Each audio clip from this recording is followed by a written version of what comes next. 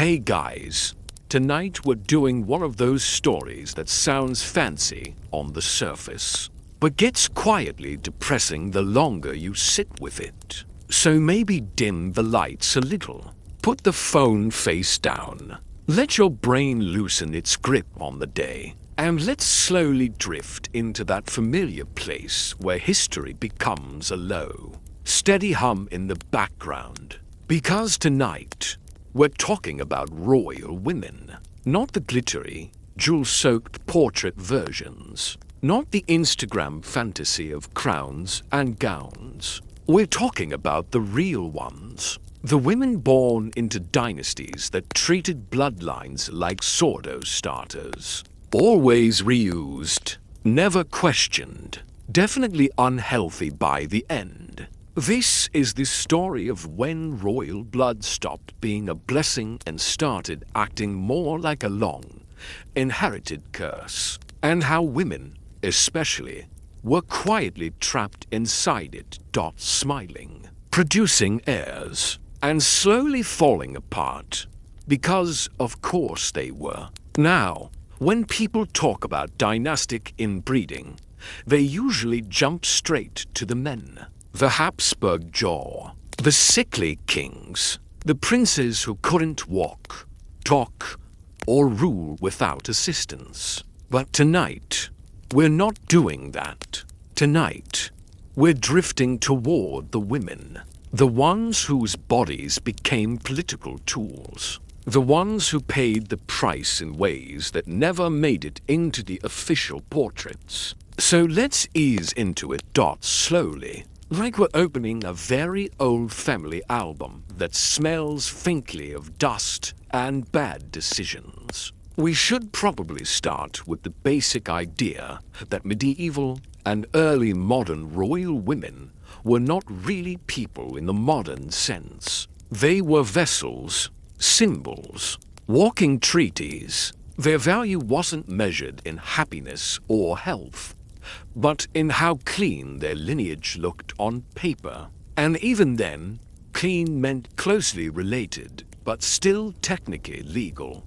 Marrying your cousin wasn't weird. It was efficient. Why look outside the family when all the power, land, and alliances were already right there? Besides, God clearly liked kings, right? So surely he wouldn't mind a little genetic recycling. That logic held up beautifully, until it didn't. And nowhere did it collapse more quietly than inside the bodies of royal women. Take Joanna of Castile, often remembered as Joanna the Mad, because history loves a dismissive nickname. Joanna was born into the deeply intertwined royal families of Spain.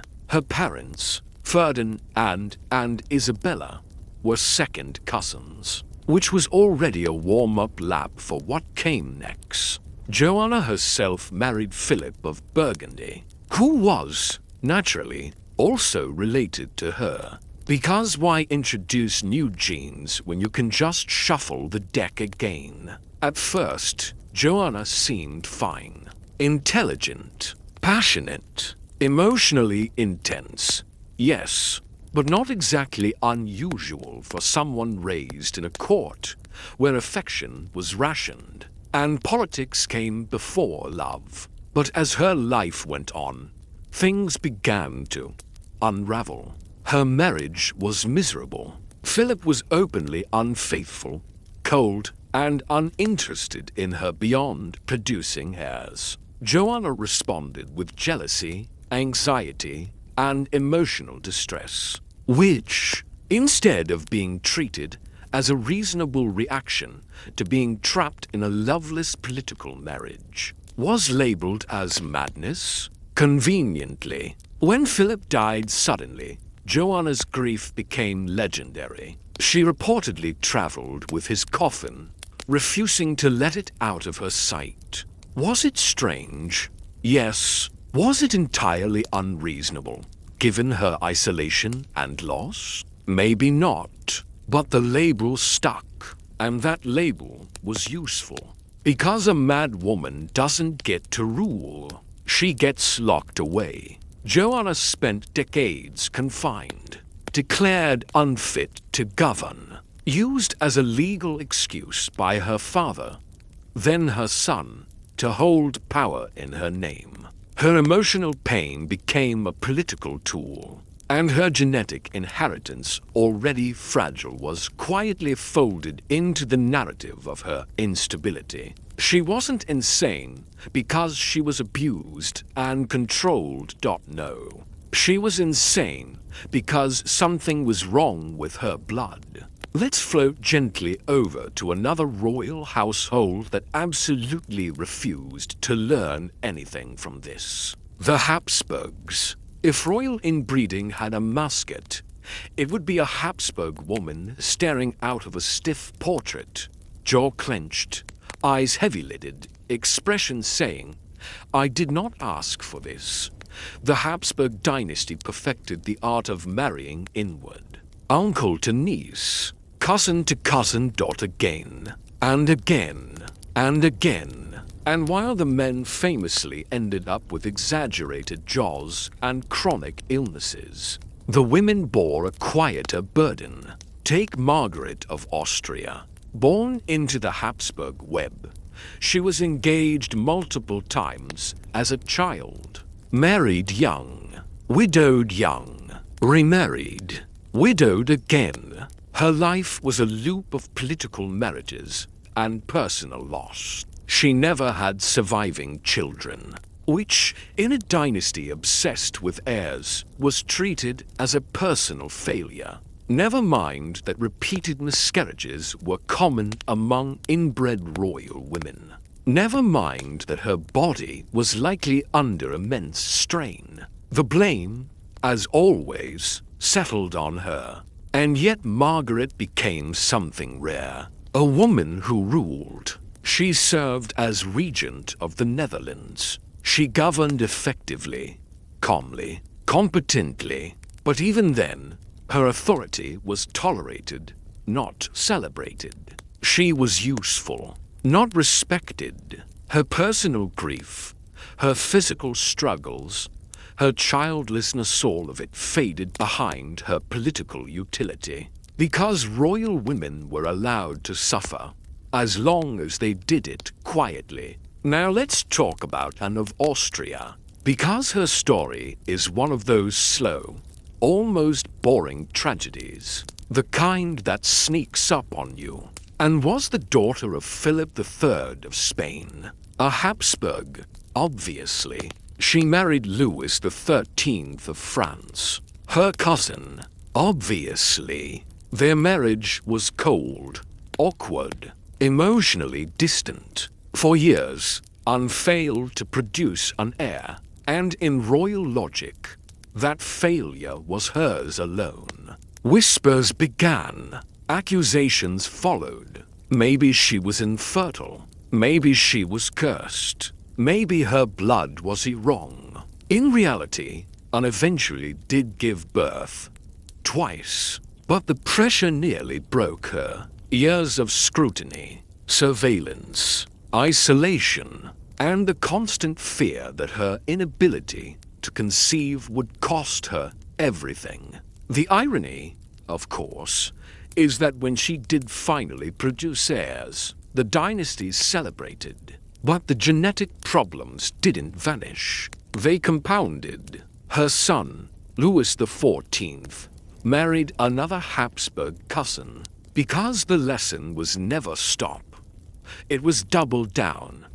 And Anne, she lived most of her life walking a tightrope between duty and erasure. Her body was the battleground of dynastic anxiety, her emotions carefully monitored, her value conditional. Now, before we drift too far forward, let's pause on the experience of royal childbirth. Because this is where dynastic inbreeding became brutally physical. Inbred lineages increased the risk of complications, difficult pregnancies, stillbirths, weak infants, And yet royal women were expected to keep trying again, and again, and again, until their bodies gave out or an heir survived. There was no opting out, no medical compassion. Pain was part of the job, and when something went wrong, it was framed as moral failure, God's displeasure, or the woman's weakness, never the system.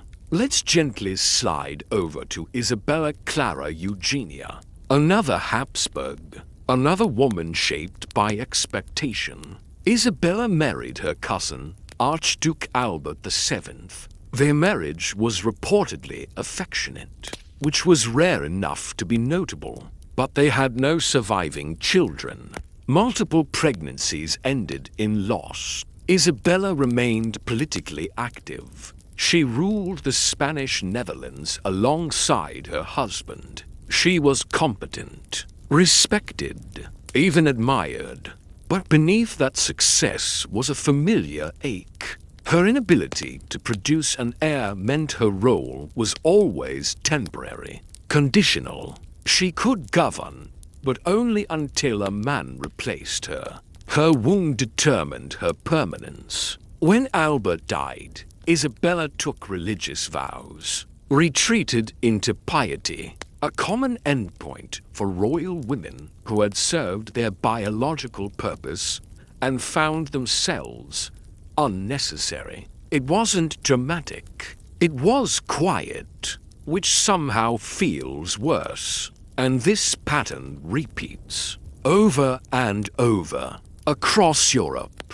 Women born into tightly wound dynasties, married off young, expected to produce heirs, blamed when their bodies shaped by generations of genetic narrowing struggled to comply. Their mental health deteriorated. Their physical health declined. Their emotional lives were compressed into obedience, and history, politely, called them weak, or mad, or barren, never trapped, never unlucky, never victims of a system that treated blood like property. As we continue, we'll drift deeper into this web, toward queens whose faces bore the marks of inherited traits, toward princesses who never survived childhood, toward women who lived long lives, but never fully belonged to themselves.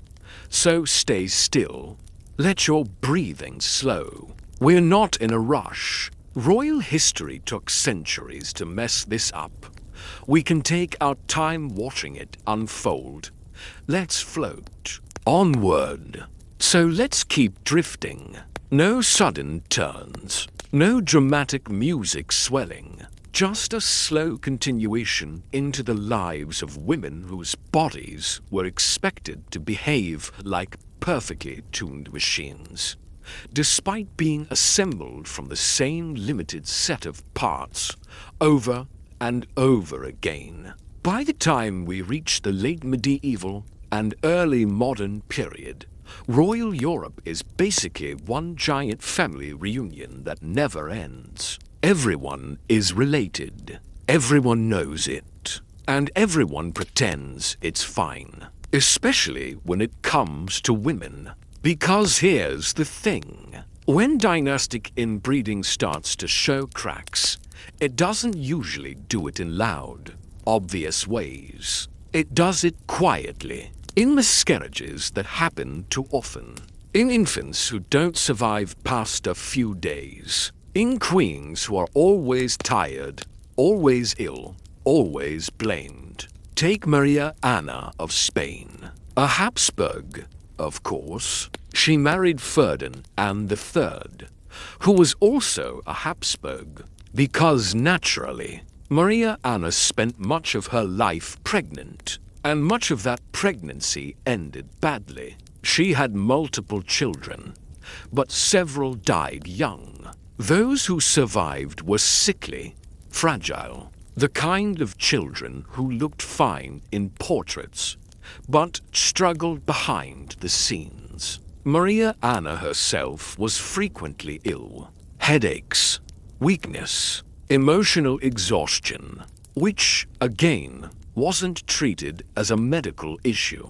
It was treated as a personality flaw. She was described as difficult, melancholic, overly sensitive, which is a polite way of saying she was probably worn down by a life that demanded constant reproduction while offering very little care. And when her husband died, Maria Anna became regent for her son. For a brief moment, she held real power. But even then, she was surrounded by men who questioned her judgment, her stability, her capacity, because a woman who struggled physically was assumed to struggle mentally too, especially if her bloodline was already under suspicion. Now let's gently slide over to another familiar name, Catherine of Austria, daughter of Joanna of Castile. Yes, that Joanna, the one history labeled mad and then forgot about.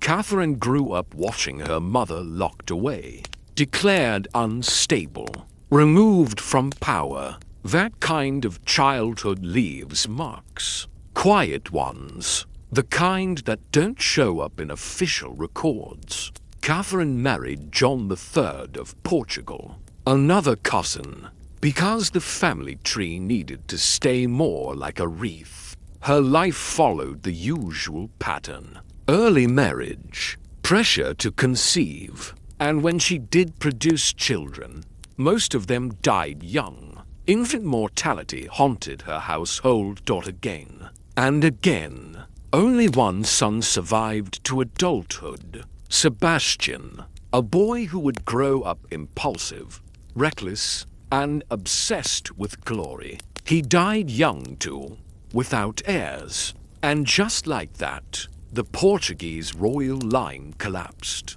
Catherine lived long enough to see it all unravel. Her personal losses mirrored the genetic fragility of her dynasty, and yet, history rarely pauses to sit with her grief. It just moves on to the next political crisis. Because royal women weren't remembered for how much they lost. They were remembered for what they failed to produce. Now, let's talk about Elizabeth of Valois, a French princess married into the Spanish Habsburgs.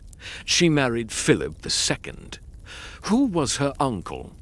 Yes, her uncle. This was not considered shocking. It was considered strategic. Elizabeth was young, gentle, described as kind and soft-spoken.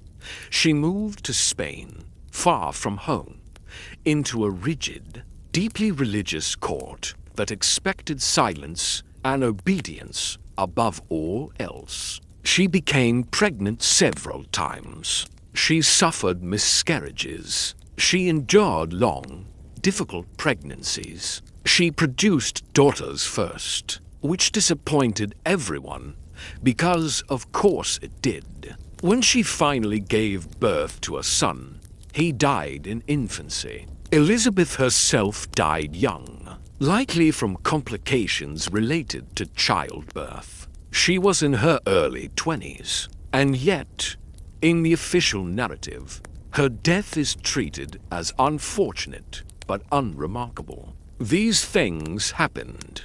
Queens died. Dynasties continued. Except the dynasty didn't continue cleanly. Philip II remarried. Again and again. Because the solution to genetic failure was always more of the same. Now let's slow down and talk about the emotional landscape of these women. Because physical suffering is only half the story. Royal women lived under constant surveillance. Their bodies were public property. Their menstrual cycles, pregnancies, and fertility were discussed openly by courtiers and ambassadors. Every ache was scrutinized. Every delay in conception was noted. Imagine existing like that, knowing that your worth could be measured in months without pregnancy.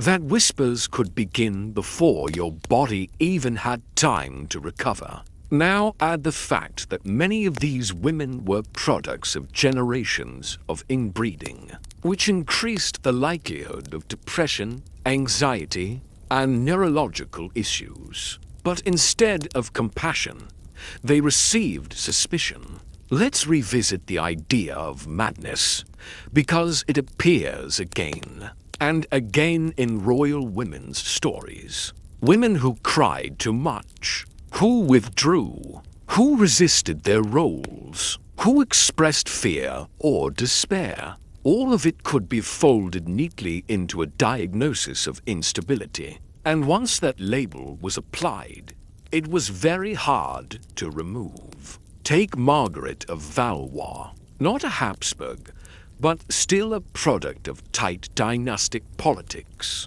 Her marriage was a disaster.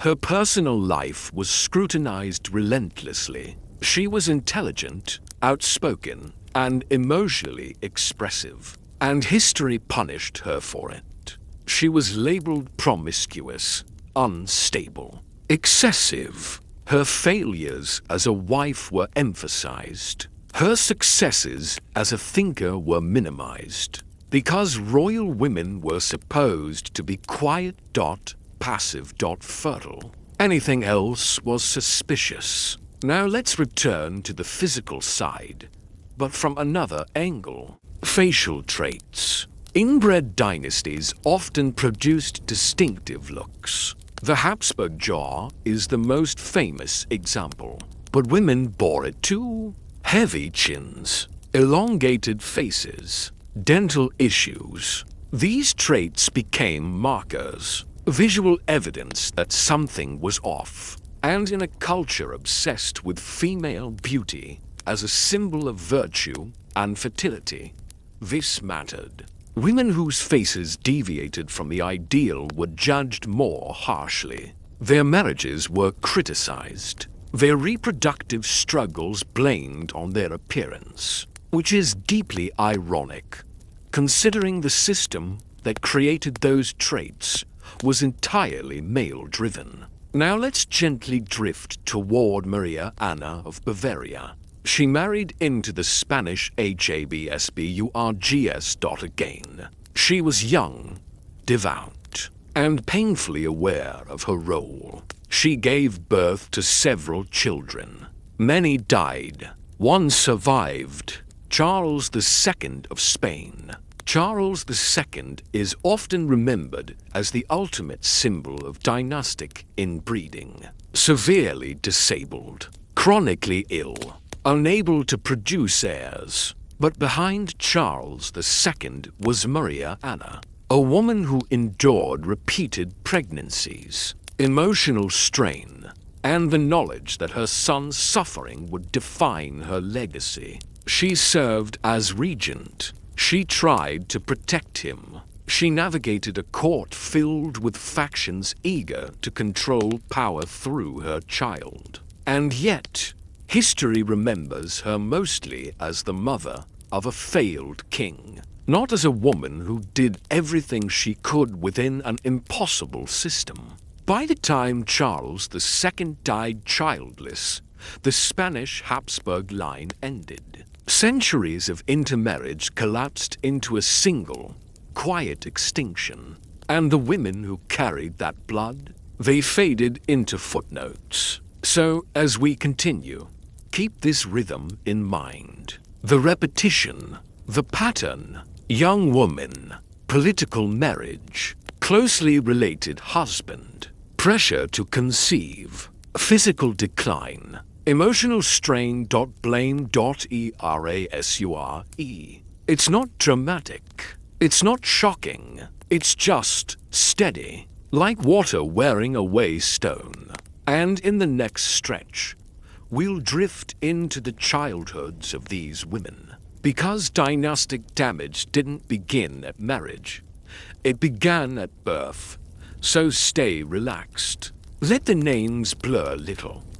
That's okay. History did the same thing to them. Let's float onward. Let's keep going. No sharp turns. just a slow glide backward in time. Because before these women were queens, wives, or quietly disappointed mothers, they were children, royal children, which sounds charming until you remember what that usually meant. Royal childhoods were not soft, they were not playful, and they were certainly not healthy for girls born into heavily intermarried dynasties. Life began with expectations already pressing down on them. Not loudly, not cruelly, at least not on the surface, just firmly, constantly, like hands resting on their shoulders, reminding them to stand straight, breathe quietly, and never forget why they existed. Many of these girls were sick from the start, frail, delayed in development, prone to fevers, infections, headaches, digestive problems, the kind of ailments that today would prompt medical investigation. Back then, they prompted prayer, and prayers, as it turns out, are not great at fixing genetics. Take Anna of Austria, another Habsburg, another child born into a family that had already folded in on itself too many times. From an early age, Anna was described as weak and often ill. She tired easily. She struggled with recurring sickness. But she was still sent off to marry, because waiting for good health was not an option. Dynasties didn't pause for recovery. She married Philip II of Spain. Yes, that Philip II again. He collected wives the way some people collect commemorative mugs. Anna was his niece. She was young, barely prepared, and almost immediately pushed into repeated pregnancies.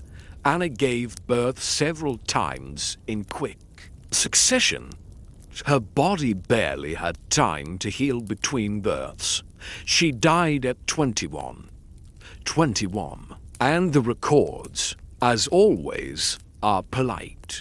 They mention complications, weak constitution, God's will. They do not mention that her childhood illnesses never left her body, that her genetic inheritance was a quiet liability, that no one stopped to ask whether she should have been carrying the future of an empire on bones that were already tired. This is where dynastic inbreeding becomes almost painfully mundane. It doesn't produce monsters. It produces exhaustion. Children who never quite thrive. Girls who grow up knowing their bodies are fragile, but also knowing those bodies will be demanded anyway. Now let's drift to Maria Theresa of Spain. She was born into the Habsburg dynasty. Her parents were first cousins, which, at this point, barely raised an eyebrow. Maria Theresa's childhood was sheltered but strict, religious, controlled. She was not encouraged to think independently. She was encouraged to obey. Physically, she was described as pale and delicate. Emotionally, she was anxious and submissive, which, again, wasn't treated as a problem. It was treated as a feature. She married Louis XIV of France, another cousin, because, of course, her life in France was lonely. She struggled with the language. She struggled with the court's cruelty. She struggled with repeated pregnancies that ended in loss. Most of her children died young. Only one survived to adulthood, and even then, he died before inheriting the throne. Maria Theresa herself faded into the background, overshadowed by her husband's mistresses, defined by her passivity. Her quiet suffering made her easy to ignore. And this is important, because royal women who were emotionally muted were considered successful. Their pain was invisible, their silence reassuring. Now let's talk about education, or rather, the lack of it. Royal girls were educated just enough to be obedient. They learned religion, etiquette, needlework, a little reading, maybe some music. They were not encouraged to develop resilience, or critical thinking, or emotional tools.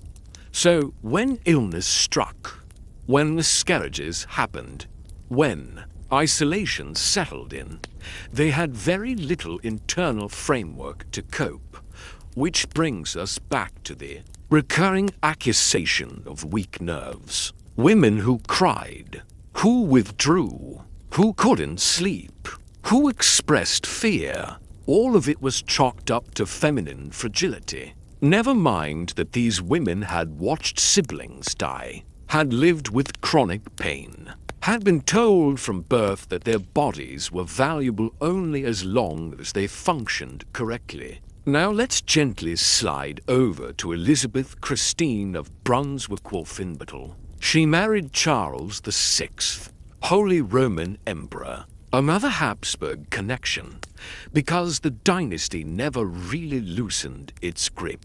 Elizabeth Christine's childhood was strict and joyless. She converted to Catholicism to marry Charles, which meant abandoning her original faith, a traumatic process, even when framed as duty. She struggled to produce a male heir. She had daughters, which disappointed everyone. Again, her failure to produce a son was treated as her personal shortcoming, not as a structural problem, not as a consequence of generations of intermarriage narrowing genetic options. And so the pressure mounted. She became anxious, withdrawn, devout to the point of obsession. Religion became her refuge, a place where suffering could be framed as virtue. This pattern repeats constantly. When royal women couldn't meet expectations physically, they were encouraged to retreat spiritually, to pray more, to endure more, to disappear more gracefully. Now let's pause for a moment on puberty, because for many royal girls, puberty was the moment when their childhood effectively ended. Menarche was noted.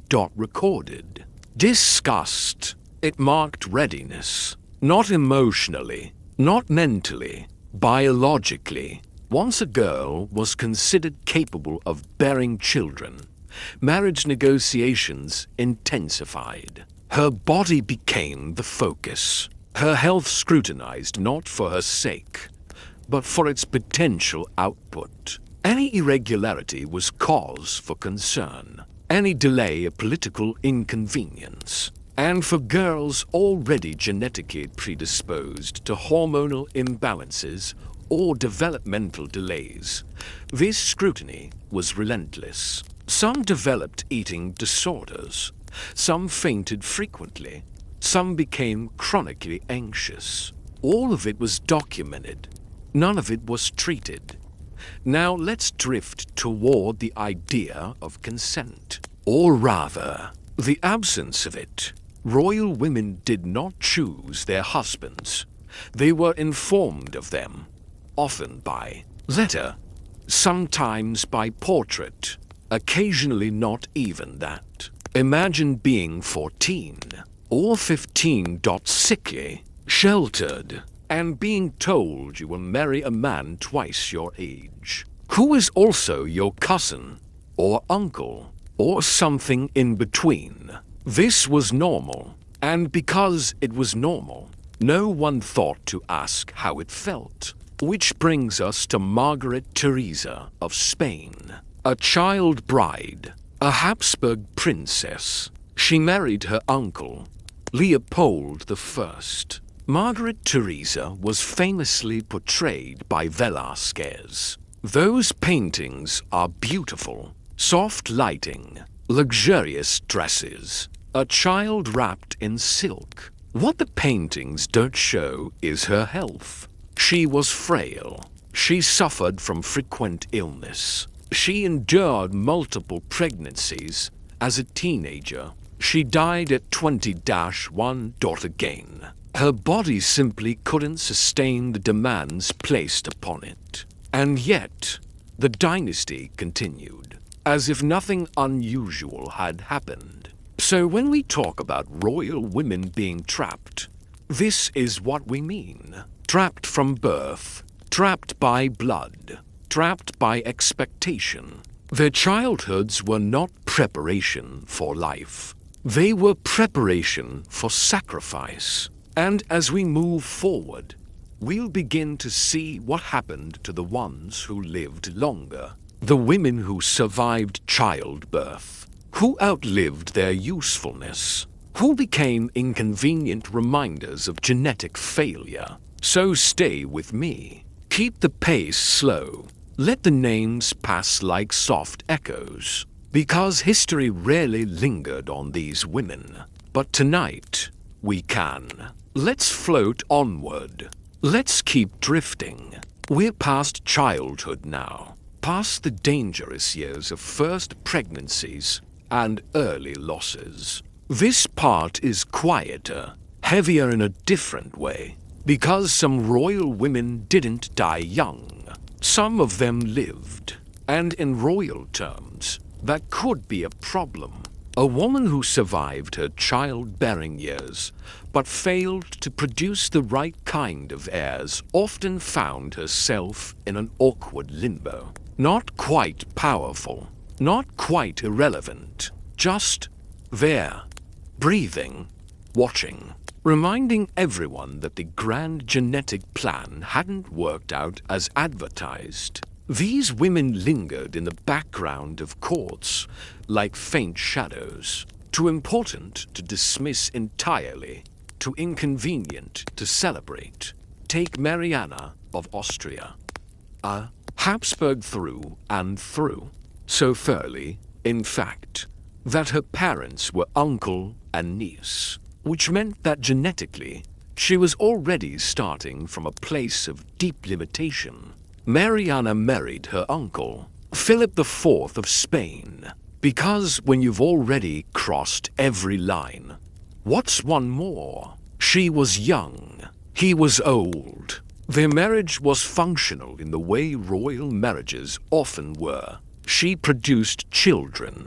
Most of them died. Only one survived to adulthood, Charles too, and we've already brushed past him. But now we need to slow down and sit with what it meant to be his mother.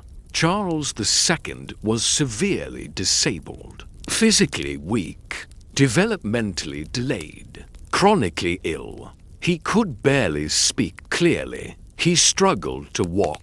He suffered constant pain. Mariana watched all of this unfold. She knew. On some level, she had to know. But knowledge didn't come with options. When Philip IV died, Mariana became regent. And suddenly, the court filled with men eager to guide her, advise her, control her.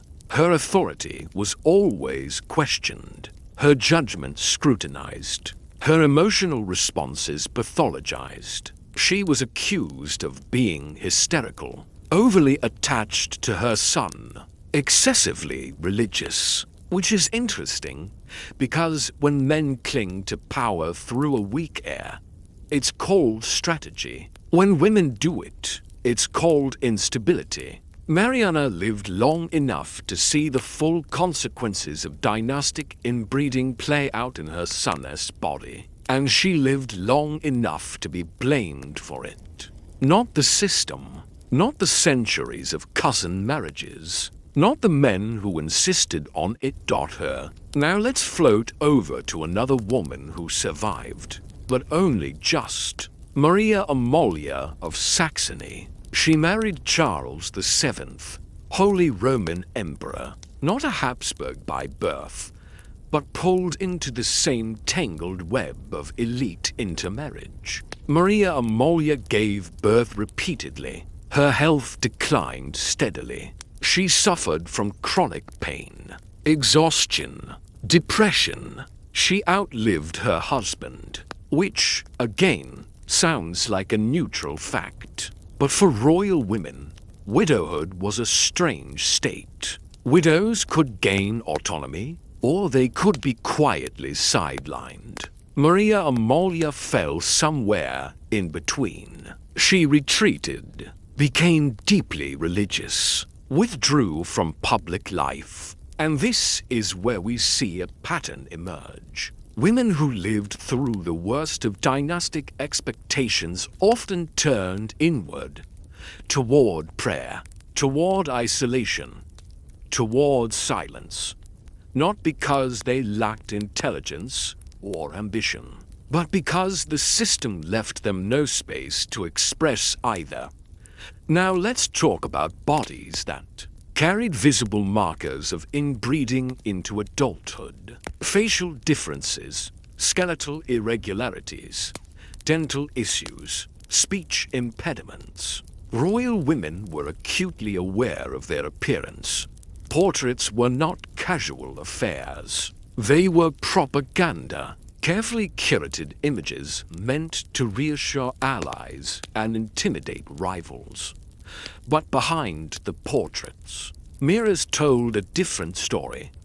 Women with pronounced jaws, heavy eyelids, asymmetrical features, chronic skin conditions, all of it was noted, whispered about, judged, and because beauty was linked to fertility, any deviation became another reason to doubt a woman's worth. Take Maria Josepha of Austria. She was described as pious and gentle. She was also described, less kindly, as plain. Her marriage was political. Her pregnancies difficult. Her health fragile. She died young, but not young enough to be spared years of quiet judgment. Now let's drift toward emotional breakdowns. Not dramatic collapses, just slow, grinding fatigue. Women who stopped smiling, who lost interest in court life, who avoided social interaction, who cried in private chapels. These were not seen as signs of trauma or depression. They were seen as spiritual weakness or moral failure. And so the solution was always the same. More prayer, more confinement, less agency. Now let's revisit the idea of failure. For royal women, failure was not defined by cruelty or incompetence. It was defined by outcomes. No son, failure. Sick son, failure. Dead son, failure. Even if the woman herself survived, even if she governed competently, even if she maintained stability, her worth was always provisional. Take Elizabeth Farnese, married to Philip V of Spain. She was intelligent, politically active, assertive. She produced sons, which immediately improved her standing. But she was also ambitious, and ambition in women was threatening. She was accused of manipulation, excessiveness, emotional volatility. Notice how often emotional language is used to undermine female authority, especially when genetics are already in question. Elizabeth lived long. She maneuvered skillfully, but her reputation was never allowed to settle. She was either too much or not enough. Now let's talk about aging. Royal women were expected to age gracefully, which meant invisibly. Once their childbearing years ended, their relevance declined. Their bodies, already worn, became less useful.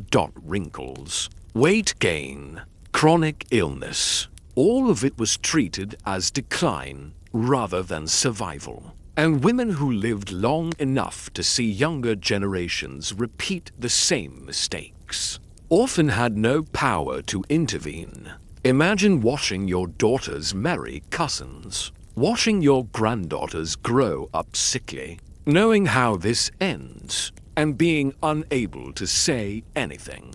Now let's float toward the quiet cruelty of court gossip.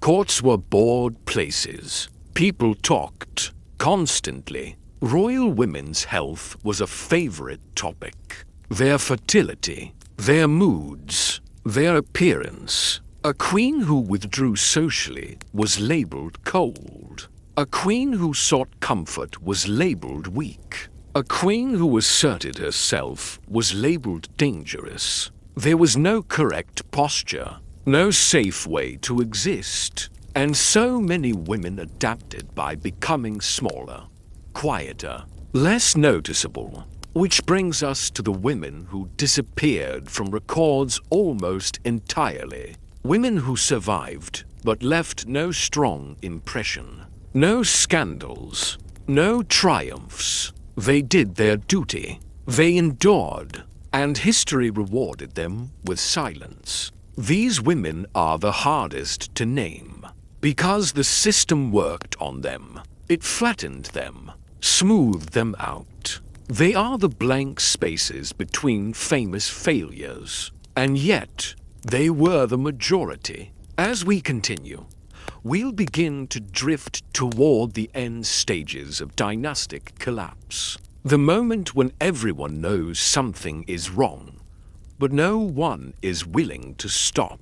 We'll see women who were married into failing lines, who inherited broken systems, who watched entire dynasties sputter and fade. So keep breathing slowly. Let the pace remain gentle, because the end of royal inbreeding wasn't dramatic. It was just tired. Let's float onward. Let's keep drifting. By now, the pattern should feel familiar, almost soothing in its predictability, which is strange, considering how much quiet misery it contains. But repetition does that. It dulls the edges, and dynastic Europe loved repetition. This is the phase where everyone involved could feel something was wrong. Not loudly, not officially, just in the way heirs kept failing. In the way courts held their breath with every pregnancy. In the way royal women were watched more closely than ever, as if observation alone might fix centuries of genetic narrowing. These women didn't live in denial. They lived in tension. Take Maria Leopoldini of Austria. Young, carefully bred, married into the Portuguese royal family. She arrived hopeful, if a little fragile. She was expected to revive a fading line. She became pregnant almost immediately, and then she died. Childbirth complications. Again, her death caused concern, brief concern, and then negotiations resumed, because the problem, as always, was not the system. It was the missing heir. Royal women became interchangeable at this stage. One dies, another is sourced, another is prepared, another is placed into the same narrow role, and each one carries the same quiet risk. Now let's talk about the emotional atmosphere of these courts. Because by the late stages of dynastic collapse, anxiety becomes ambient. It hums beneath everything. Women felt it acutely. They knew the stakes. They knew what had happened to those before them. They knew that their bodies were under a kind of silent audit. Every failed pregnancy was not just a personal loss.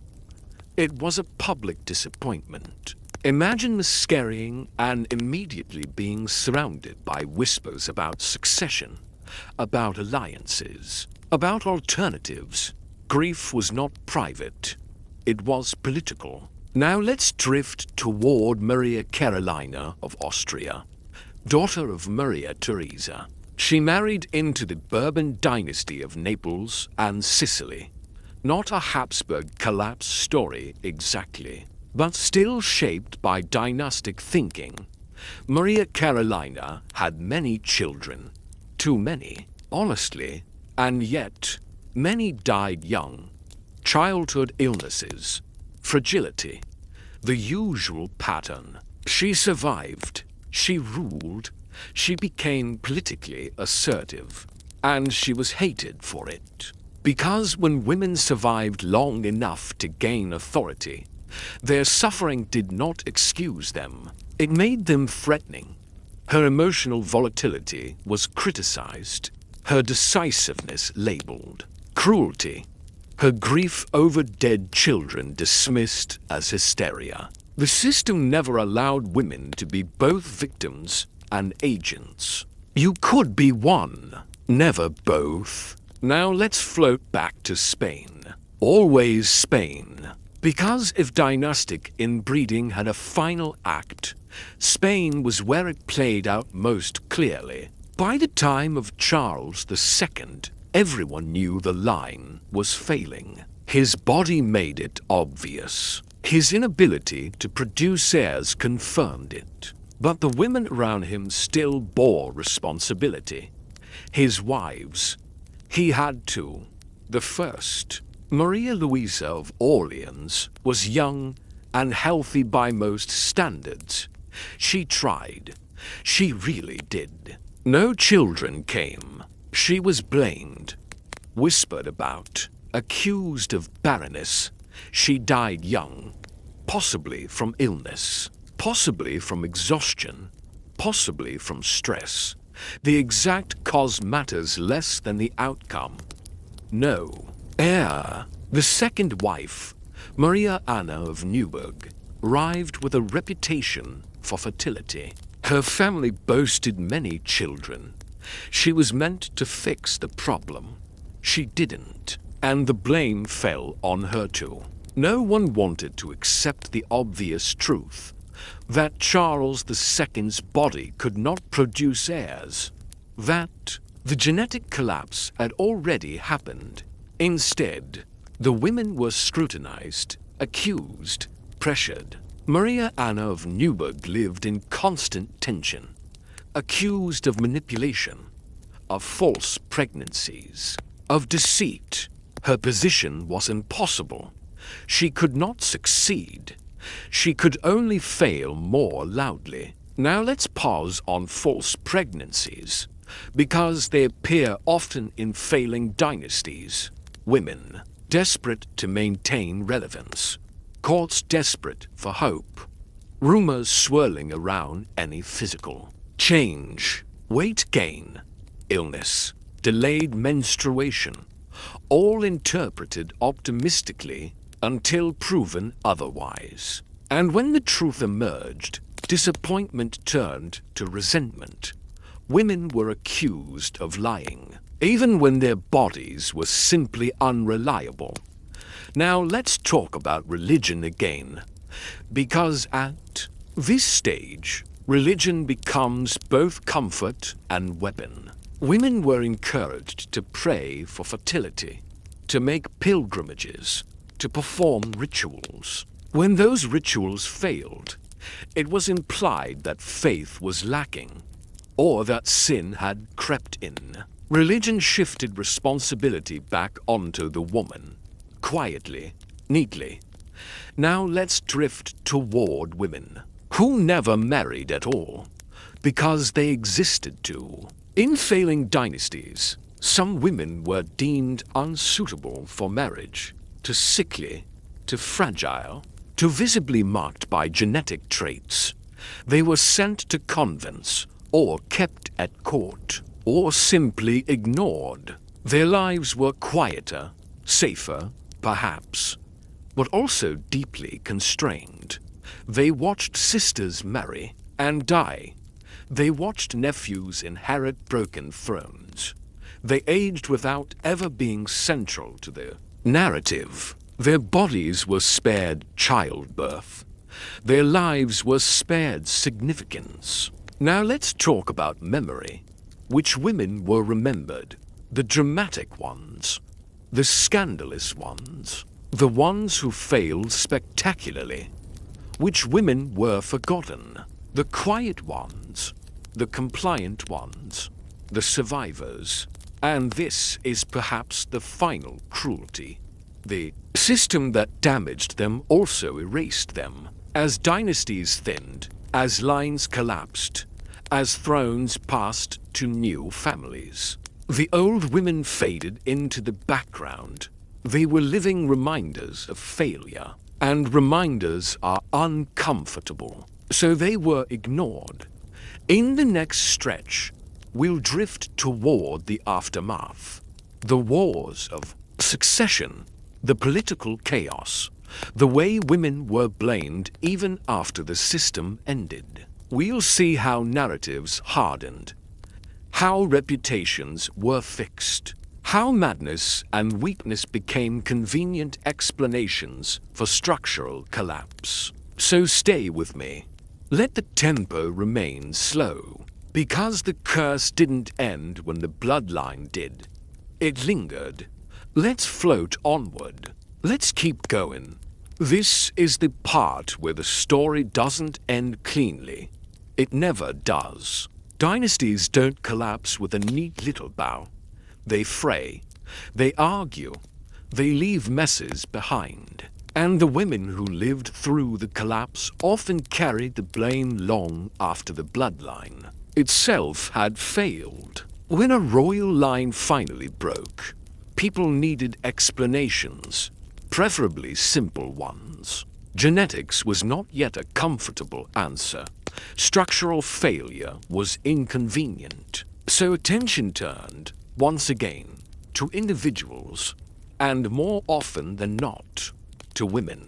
Take the War of the Spanish Succession, a massive, exhausting conflict triggered by the death of Charles II without an heir, the man whose body had quietly advertised the consequences of centuries of inbreeding. And yet, look at the narratives that followed. His mother was blamed for weakness. His wives were blamed for barrenness. His court was blamed for corruption. Everyone except the system itself. Maria Anna of Neuburg, his second wife, became a particularly easy target. She was foreign, politically active, and survived long enough to be inconvenient. After Charles's death, she was accused of meddling, of scheming, of manipulating factions. Her failure to produce an heir was retroactively reframed as deceit. She lived the rest of her life in exile, poor, isolated, stripped of influence, which is a recurring fate for royal women who outlive their usefulness. Once the throne passes to someone else, their presence becomes awkward, their memories unwelcome. Now let's talk about reputation, because this is where dynastic damage becomes permanent.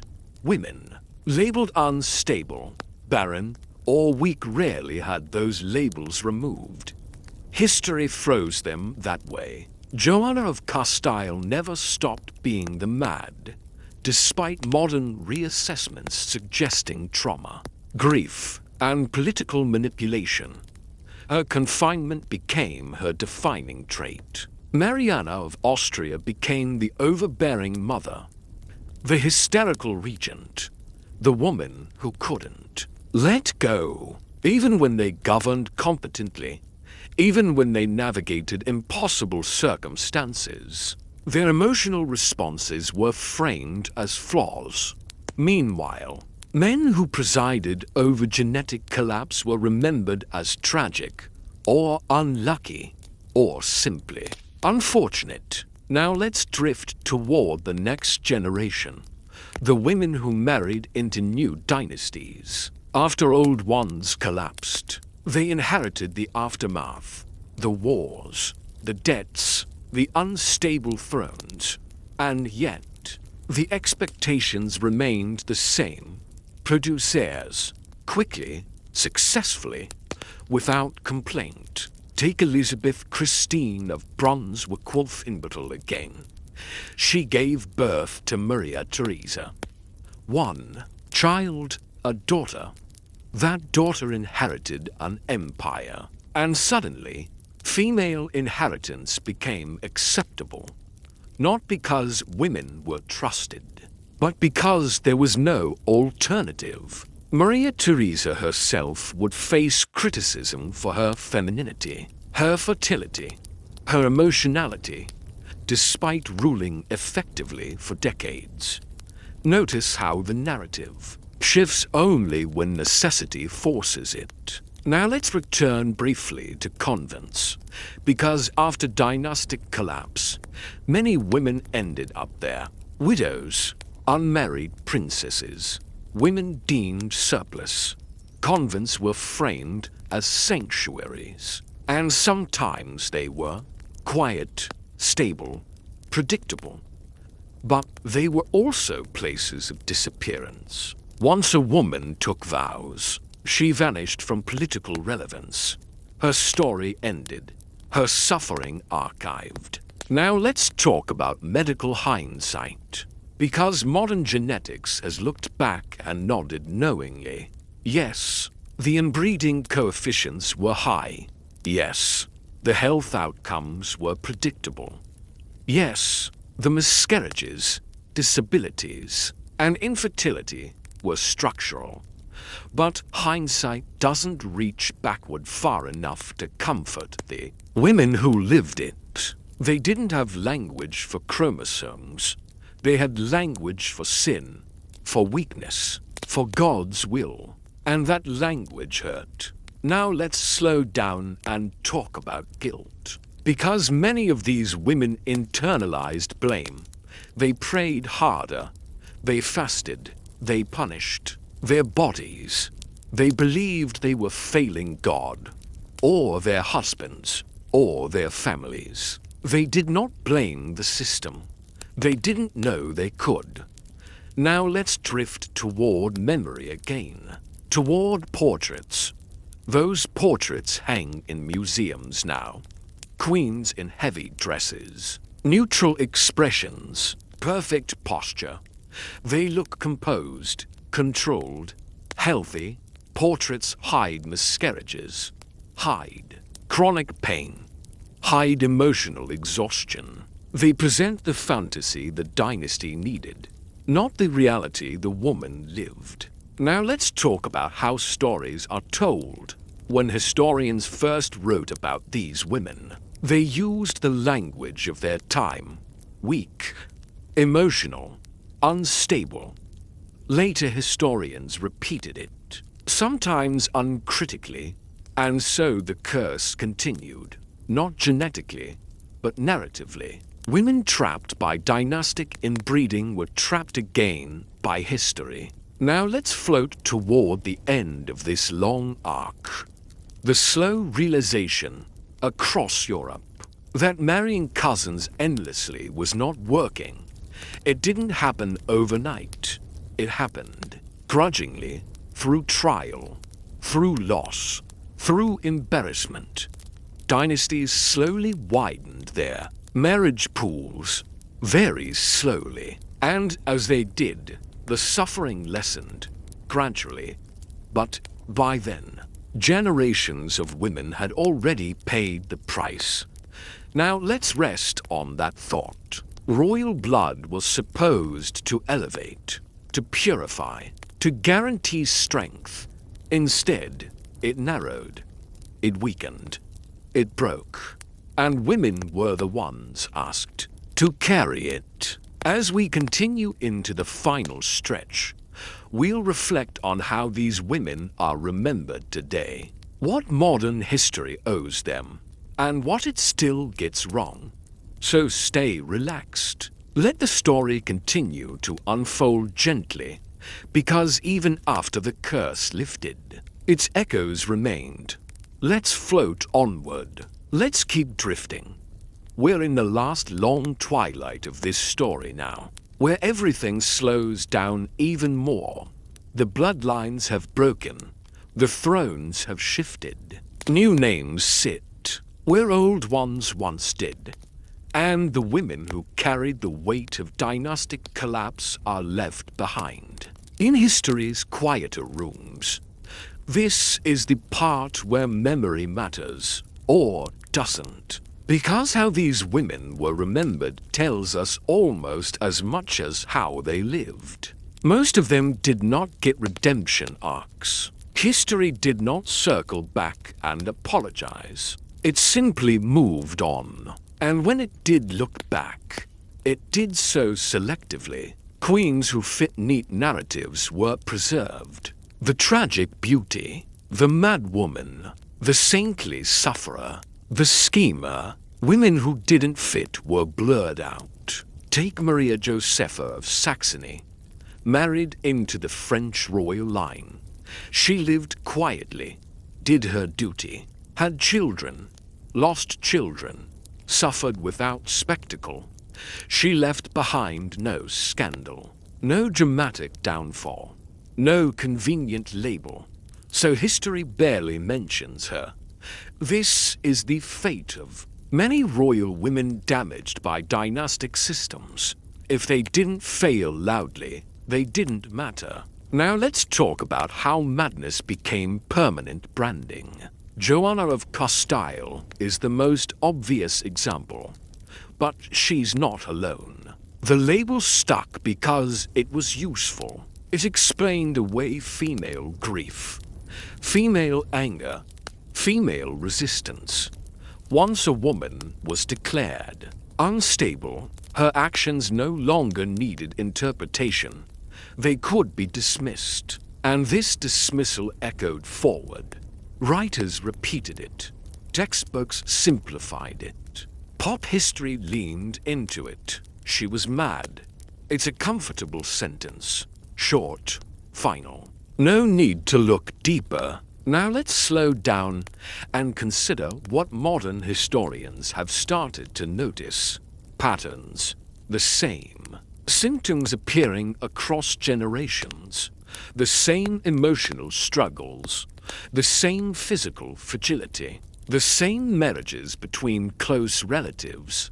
Over and over. Suddenly. Those women look less like isolated failures and more like case studies. Not broken individuals, but predictable outcomes. And yet, even now, popular memory lags behind. People still laugh at the Habsburg jaw. They still turn Charles II into a curiosity, a spectacle. They rarely ask what it meant to be his mother. Now let's talk about empathy, because it's easy to judge the past with modern eyes. Harder to sit with it. These women didn't know they were trapped in a genetic experiment. They thought they were failing morally, spiritually, personally. They blamed themselves. That matters, because suffering that feels deserved hurts differently than suffering you recognize as unjust. Now let's drift toward art again. Paintings, letters, prayer books. When we do have personal writings from royal women, they're often subdued, controlled, filled with duty. But every so often, something slips through. A line about exhaustion, a note about fear during childbirth, a reference to loneliness. Small cracks in the polished surface. Those cracks are where the real story lives. Now let's talk about silence, because silence was a survival strategy.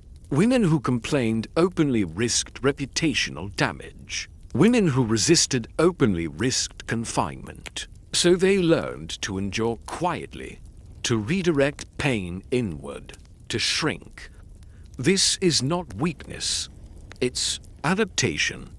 Now let's gently revisit the idea of beauty. Royal women were often praised for beauty early in life. Youthful portraits emphasized softness, fertility, promise. Later portraits became more rigid, more severe. Heavier clothing, less light. It's not subtle. The visual language shifts as women age out of usefulness. They become symbols of continuity rather than individuals. Now let's float toward how dynastic inbreeding affected female friendship. Royal women were isolated, removed from their families, surrounded by rivals rather than confidants. Female alliances were rare, distrusted. A woman who confided in another woman risked betrayal or gossip, so loneliness deepened. Now let's talk about legacy, which women are remembered kindly, often the ones who died young, because youth freezes them before decline. Which women are remembered harshly, often the ones who lived long enough to make mistakes, or simply exist inconveniently. Longevity was not rewarded. Now let's drift toward the modern. Fascination with royal genetics, documentaries, charts, diagrams. They explain the science, they trace the marriages, they map the damage, but they often leave out the lived experience. They explain what happened, not how it felt. And feeling is where these women lived. Now let's slow everything down just a little more. Imagine being a woman born into one of these dynasties, knowing, vaguely, that your family has problems, illness, fragility, knowing that you will be married to someone related to you, knowing that your body will be tested, and knowing that if it fails, the failure will be yours alone. That is the quiet weight these women carried. Now let's talk about forgiveness, or the lack of it. History rarely forgives women. It judges, labels, reduces. But occasionally, reevaluation happens. Names soften, stories expand. It's slow, incomplete, but it's something. And that brings us close to the end. Not a dramatic ending, just a fading one. Because dynastic inbreeding didn't end with a bang. It ended with fewer portraits, fewer heirs, fewer names, and the women who endured it were left behind as footnotes, or caricatures, or silences. So as we prepare to drift into the final part, let's hold onto one idea. These women were not cursed by nature alone. They were cursed by decisions, repeated, deliberate, political, and they paid the price quietly. One last stretch to go. Let's float onward. Let's ease into the last stretch. No conclusions shouted from rooftops. No dramatic lessons spelled out. Just a slow settling, like dust after a very long collapse. Because that's how this story ends.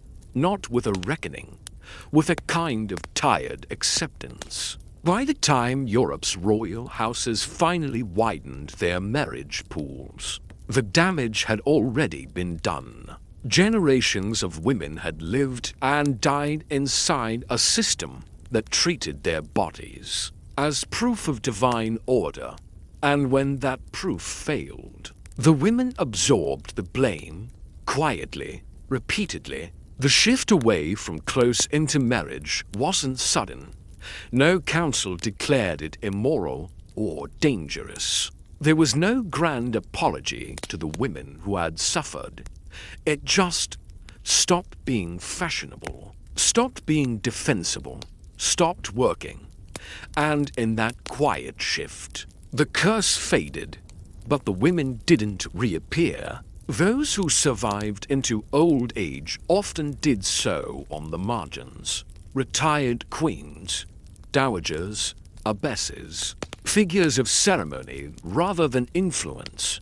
They watched younger women arrive from farther away, healthier, less entangled, more likely to survive childbirth, more likely to produce heirs who lived, and they watched the court breathe a little easier. Imagine how that must have felt. Relief, maybe, mixed with something sharper. The realization that their suffering had been avoidable, that the system had changed not because it was wrong, but because it had failed to visibly to ignore. Now let's talk about names. So many of these women share the same ones: Maria, Anna, Isabella, Margaret, names recycled like bloodlines, easy to confuse, easier to forget. That, too, is part of the story. When individuals blur together, systems avoid accountability. Now let's slow down and sit with the idea of choice, because choice is what these women never had. They didn't choose their husbands. They didn't choose the timing of pregnancy. They didn't choose whether to try again after loss. They were praised for obedience and punished for outcomes beyond their control. This wasn't cruelty in the modern sense.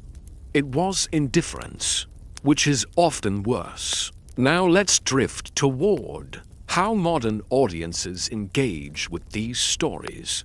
We like the extremes, the jaws, the madness, the freakish outcomes. We laugh nervously. We shake our heads. We marvel at how weird history was. But the quieter reality is less entertaining. It's women waking up tired, women dreading the next pregnancy, women praying not for sons, but for survival. Now let's talk about inheritance. Beyond blood, these women passed down something else: behavioral patterns, expectations, silence. Even when dynastic inbreeding faded, the cultural structures remained. Women were still expected to absorb responsibility, to endure privately, to make systems work with their bodies. The curse didn't vanish. It changed shape. Now let's reflect on what we owe these women. Not admiration, not pity. Attention. Attention to the systems that constrained them. Attention to how language framed them. Attention to how easily they were blamed. History often asks us to judge. Sometimes it's enough to witness. Now let's imagine the end of the line. An old queen, sitting in a quiet room. The court moved on. New faces, new blood. Her body aches. Her memories are heavy. Her name is already fading. She did everything she was asked to do, and it wasn't enough. That's the most honest ending this story can have. No villains twirling mustaches. No heroes breaking free. Just a long pattern of decisions, and women caught inside them.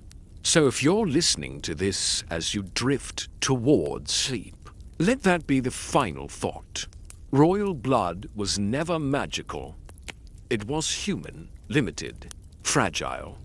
And when it became a cage, women were the ones locked inside. Thanks for staying with me through this slow, winding story. Let your thoughts loosen now. Let the names blur. Let the weight settle. History will keep turning without us. For tonight, you can rest.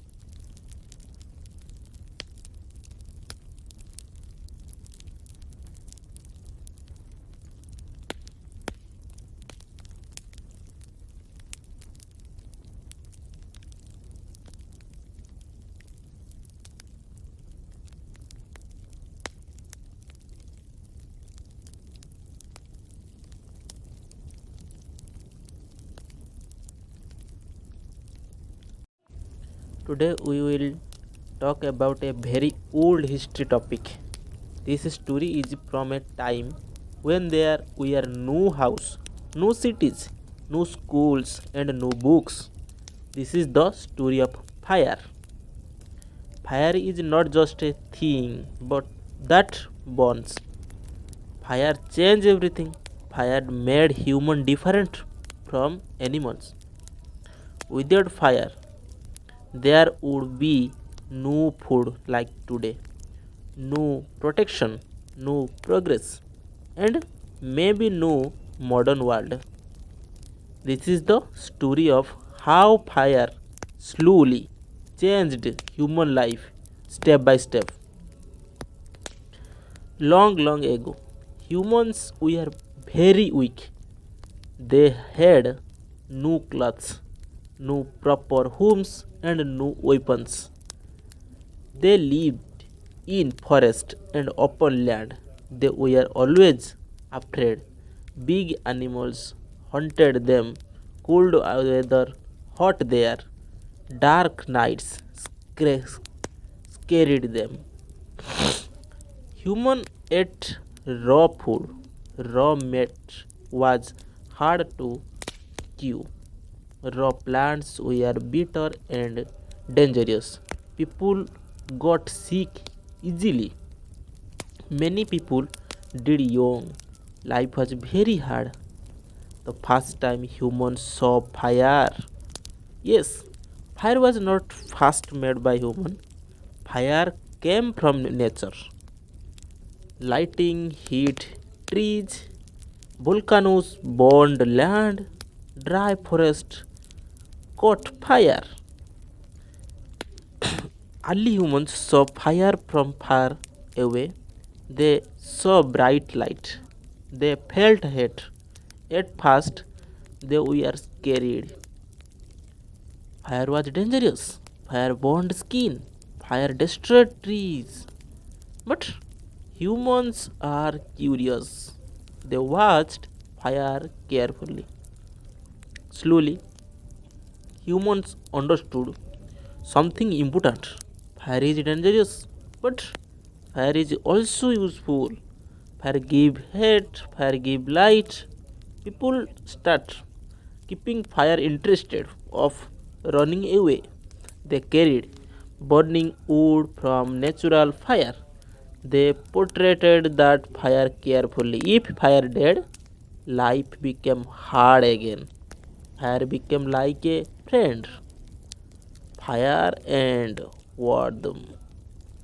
Cold weather was deadly before fire. Winter killed many people. People slept at night. Fire changed this. Fire kept human warm and people could live in a colder place. They could travel to new lands. Fire helped humans survive winter. This was a very big change in history. Fire and light. Before fire, night was very dark. Darkness brought fear. Wild animal hunted at night. Fire brought light. People could see at night. They could stay together. They could talk and think. This helped humans before social. This helped humans share idea. Fire created community. Fire and protection. Fire scared wild animal. Animal we are afraid of flame. They stayed away from fire. Humans used fire as protection. They slept near fire. This saved many lives. Fire became a side. Fire and cooked food. This was one of the biggest change in human history. Yes, human learned to cook food. Cooked meat was soft. Cooked plant were safe. People became stronger. Their brains grew bigger. Good food gave more energy. Scientists believe Cooking helped human become intelligent. Fire helped create the human brain. Fire and tools. Fire helped humans make tools.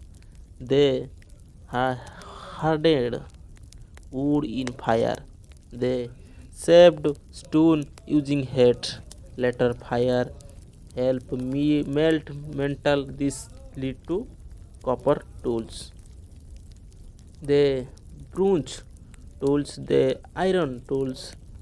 Fire started technology.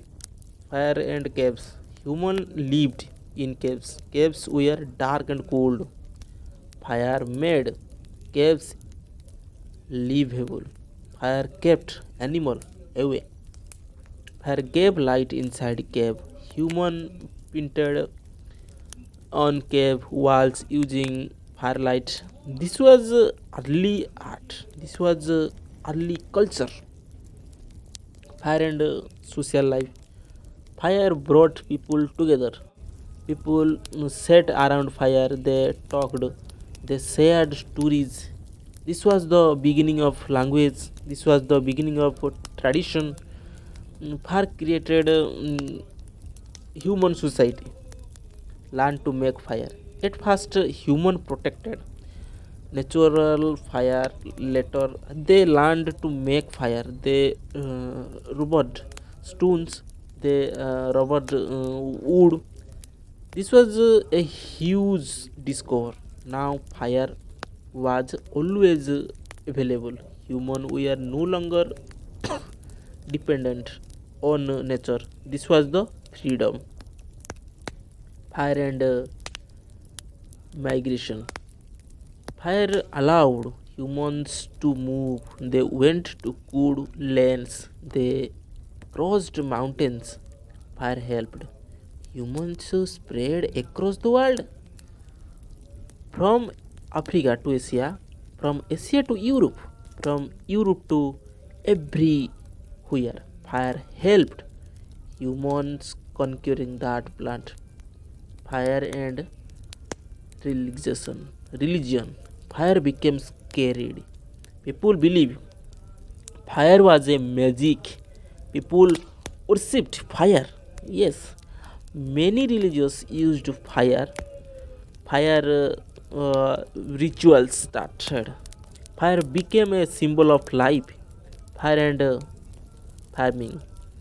Fire helped clear forest. People burned land. This made farming possible. Yes, farming changed human life. People settled down. Villages formed and cities were born. Are you know? Fast start civilization. Fire and industry. Thousands of years later, fire powered machine, fire boiled water, steam and gas were born. Factors started, trains moved, fire became energy. Fire and modern world. Today, fire still help us. Electric comes from fire. Cooking users use fire. Industries uses fire, and fire still saves human life. Conclusion: fire is not just that the fire is the history. Fire made humans human. Without fire, there would be no civilization, no cities, no technology. Fast is the greatest discovery in human history. This, thank you. Today, now this is a very interesting story. I am feeling very relaxed now, because I am try to very best now to please subscribe, like, and comment. Thank you. Today we will talk about a very old history topic. This story is from a time when there were no house, no cities, no schools, and no books. This is the story of Fire. Fire is not just a thing, but that burns. Fire changed everything. Fire made human different from animals. Without fire, there would be no food like today, no protection, no progress, and maybe no modern world.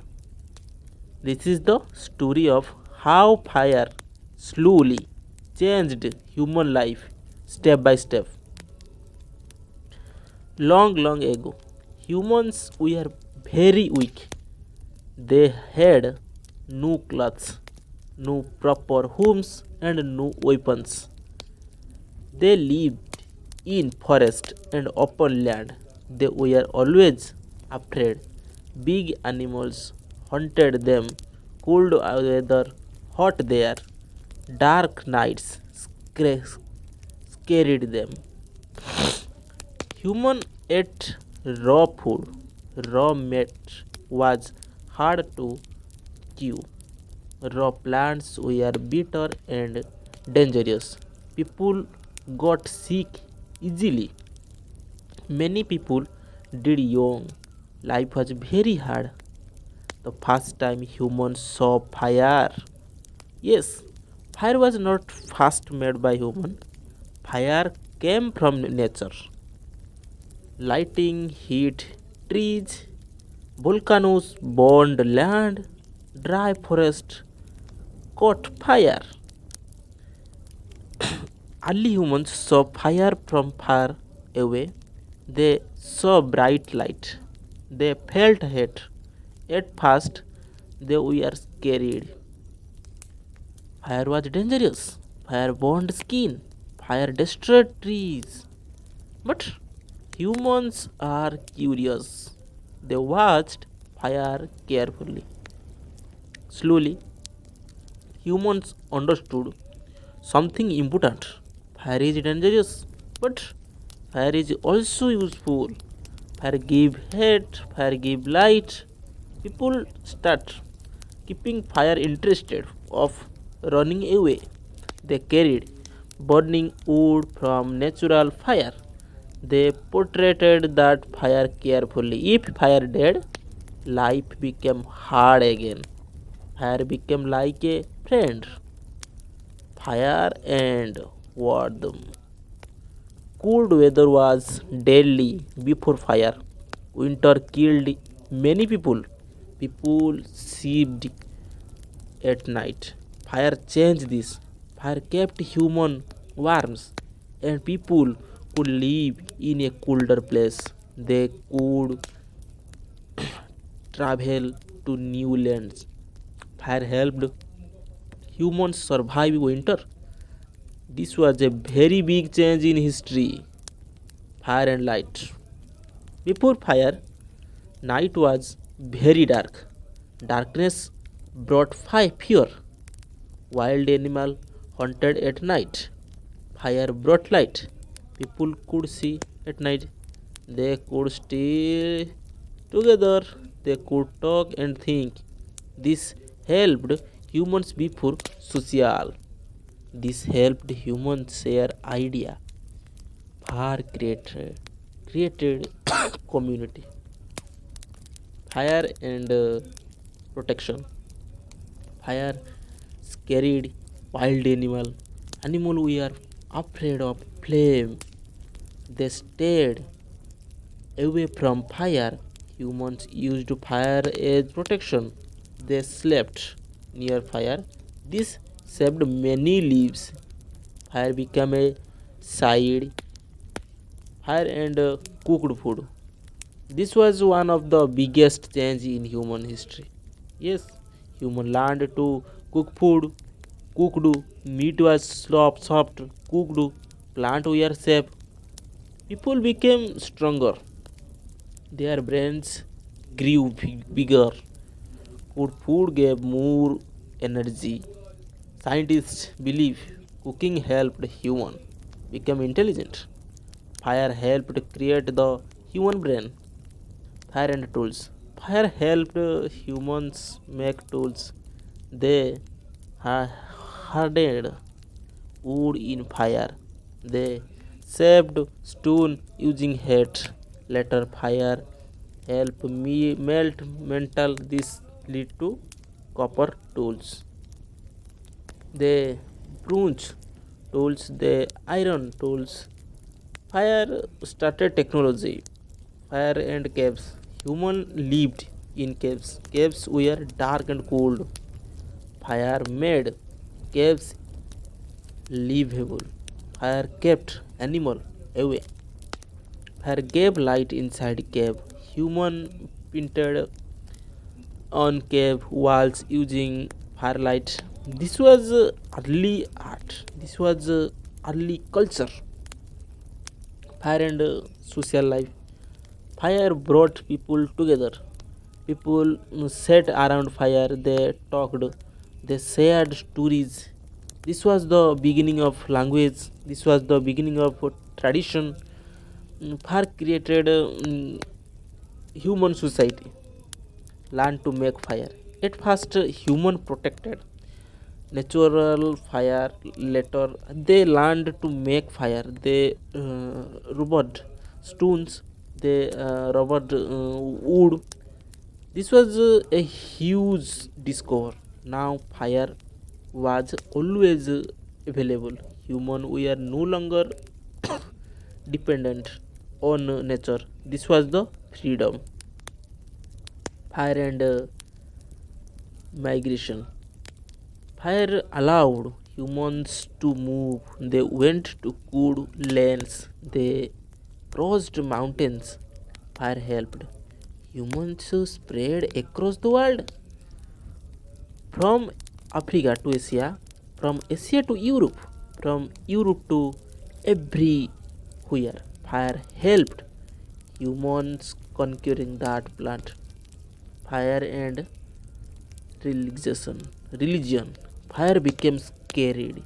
People believe fire was a magic. People worshipped fire. Yes, many religions used fire. Fire rituals started. Fire became a symbol of life. Fire and farming. Fire helped clear forest. People burned land. This made farming possible.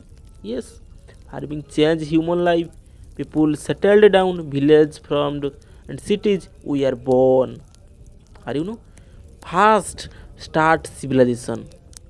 Fire and industry. Thousands of years later, fire powered machine, fire boiled water, steam and gas were born. Factories started, trains moved, fire became energy. Fire and modern world. Today, fire still help us. Electric comes from fire. Cooking or users use fire. Industries uses fire, and fire still saves human life. Conclusion: fire is not just that the fire is the history. Fire made humans human. Without fire, there would be no civilization, no cities, no technology. Fast is the greatest discovery in human history. This, thank you today. Now this is a very interesting story. I am feeling mm, very relaxed now, because I am try to very best now to please subscribe, like, and comment. Thank you. Today we will talk about a very old history topic. This story is from a time when there were no house, no cities, no schools, and no books. This is the story of fire. Fire is not just a thing, but that burns. Fire changed everything. Fire made human different from animals. Without fire, there would be no food like today, no protection, no progress, and maybe no modern world. This is the story of how fire slowly changed human life step by step. Long, long ago, humans were very weak. They had no clothes, no proper homes, and no weapons. They lived in forest and open land. They were always afraid. Big animals hunted them, cold weather, hot there, dark nights scared them. Human ate raw food. Raw meat was hard to chew.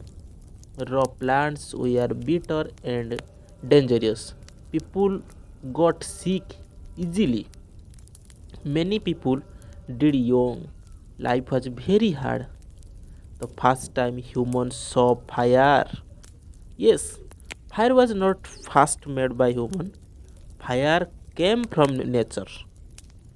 Lighting heat trees, volcanoes burned land, dry forest caught fire. Early humans saw fire from far away. They saw bright light. They felt heat. At first, they were scared. Fire was dangerous. Fire burned skin. Fire destroyed trees. But humans are curious. They watched fire carefully. Slowly, humans understood something important. Fire is dangerous, but fire is also useful. Fire give heat, fire give light. People start keeping fire interested of running away. They carried burning wood from natural fire. They portrayed that fire carefully. If fire dead, life became hard again. Fire became like a friend. Fire and warmth. Cold weather was deadly before fire. Winter killed many people. People slept at night. Fire changed this. Fire kept human warm and people could live in a colder place. They could travel to new lands. Fire helped humans survive winter. This was a very big change in history.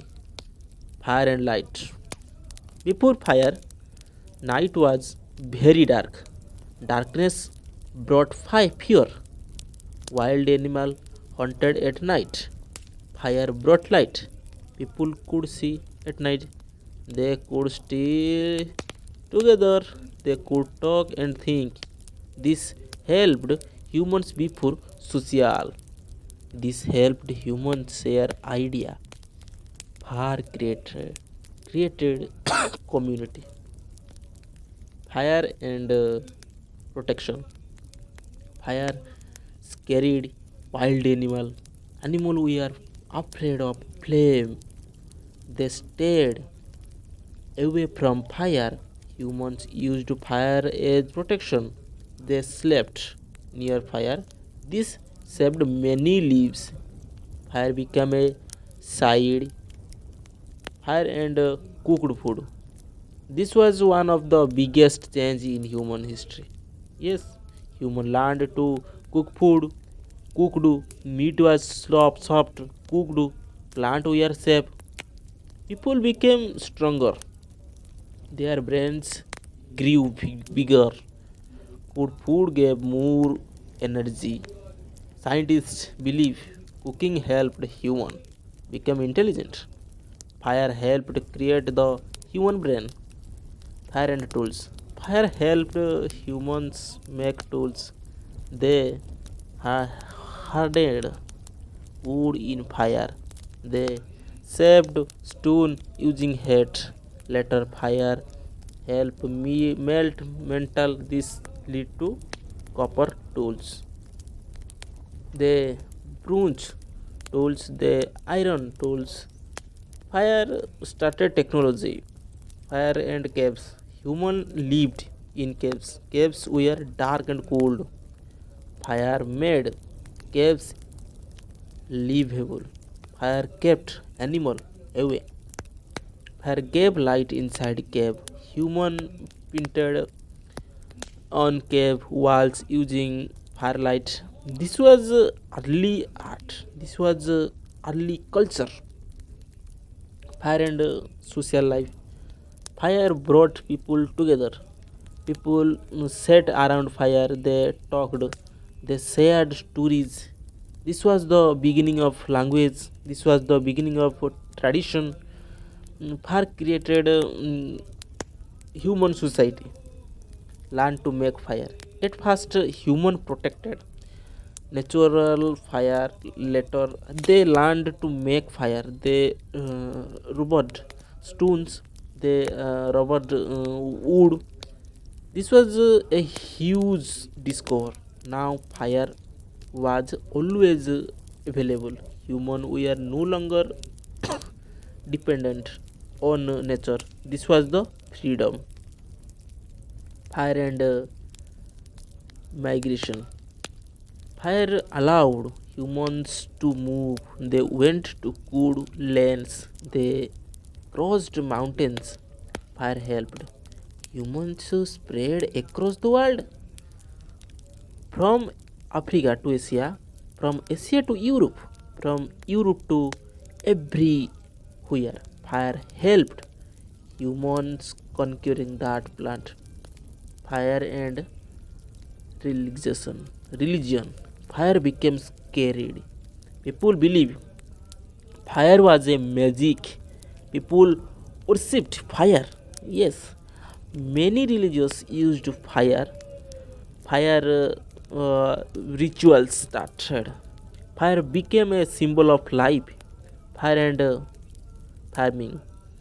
Fire helped clear forest. People burned land. This made farming possible. Yes, farming changed human life. People settled down. Villages formed and cities were born. Are you know? Fast start civilization. Fire and industry. Thousands of years later, fire powered machine, fire boiled water, steam and gas were born. Factories started, trains moved, fire became energy. Fire and modern world. Today, fire still help us. Electric comes from fire. Cooking or users use fire. Industries uses fire, and fire still saves human life. Conclusion: fire is not just that the fire is the history. Fire made humans human. Without fire, there would be no civilization, no cities, no technology. Fast is the greatest discovery in human history. This, thank you today. Now this is a very interesting story. I am feeling very relaxed now, because I am try to very best now to please subscribe, like, and comment. Thank you. Today we will talk about a very old history topic. This story is from a time when there were no house, no cities, no schools, and no books. This is the story of fire.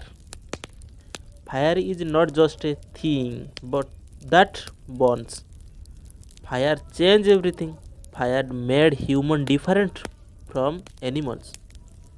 Without fire, there would be no food like today, no protection, no progress, and maybe no modern world.